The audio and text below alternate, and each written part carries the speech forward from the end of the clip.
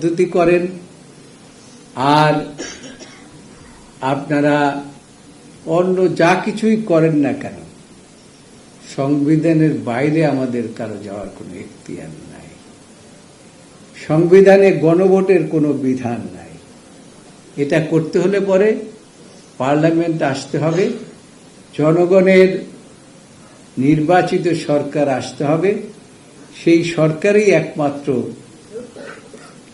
এই যদি সংশোধন করে সংবিধান তাহলে পরে গণভোট হতে পারে। আপনাদের দাবি পিয়ার যা কিছু আছে সব কিছু হতে পারে, কিন্তু যদি পার্লামেন্টই না হয়, দেশে যদি নির্বাচনই না হয়, তাহলে পরে কে এই সংবিধান সংশোধন করবে? এই ক্ষমতা তো জনগণ কাউকে দেয় নাই। এটার নাম হচ্ছে একটা অন্তর্বর্তীকালীন সরকার। এই সরকার ইনফ্যাক্ট তারা তাদের কিছু দায়িত্ব আছে, সেই দায়িত্ব পালন করবে এবং একটা নির্বাচন দেবে, সুষ্ঠু গণতান্ত্রিক উপায়ে সেই নির্বাচন দিয়ে চলে যাবে। আপনারা শুনেছেন যে আমরা দীর্ঘ 3 সপ্তাহ পর্যন্ত এই তত্ত্বাবধায়ক ব্যবস্থা 13 অ্যামেন্ডমেন্ট নিয়ে মামলা করছি। কেন করছি? কারণ হচ্ছে যে এই ফ্যাসিস্ট সরকার নিজেদেরকে ক্ষমতায় টিকিয়ে রাখার জন্য এই যা কিছু মারামারি কাটাকাটি সবকিছু করে দীর্ঘদিন ক্ষমতায় থাকার জন্য তারা কেয়ারটেকার সরকারটাকে একজন প্রধান বিচারপতিকে ব্যবহার করে, অর্থাৎ আমি বলবো এই বিচার বিভাগকে, সর্বোচ্চ বিচার বিভাগকে ব্যবহার করে তারাই তত্ত্বাবধায়ক সরকারকে বাতিল করেছেন এবং সেটার উপরে আমাদের শুনানি চলছে, হয়তো কিছুদিনের মধ্যে সমাপ্ত হবে।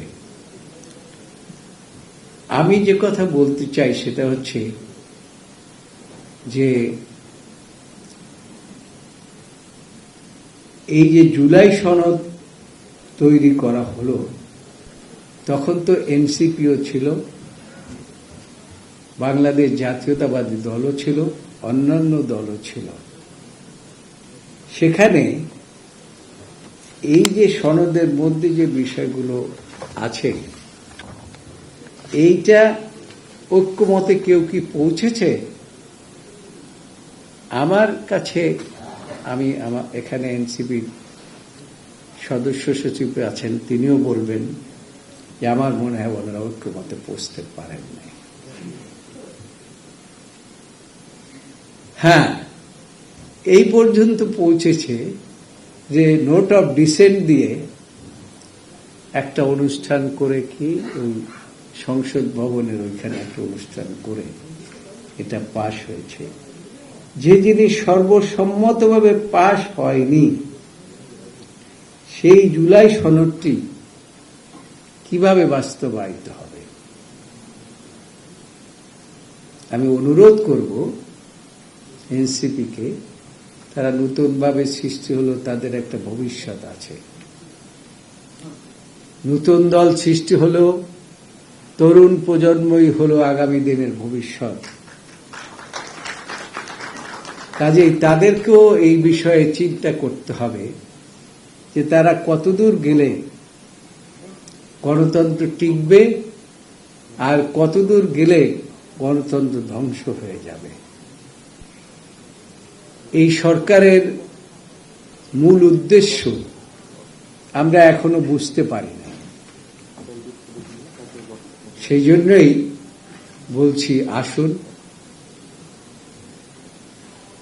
প্রয়োজন হলে আপনারা যারা রাজনৈতিক দলের নেতৃবৃন্দ আছেন, বাংলাদেশে অনেক প্রতিষ্ঠিত আইনজীবী আছেন, তাদেরকে নিয়ে বসুন, বসে যত দ্রুত সম্ভব সময়ের মধ্যে বাংলাদেশে একটি ক্রেডিবল ইলেকশন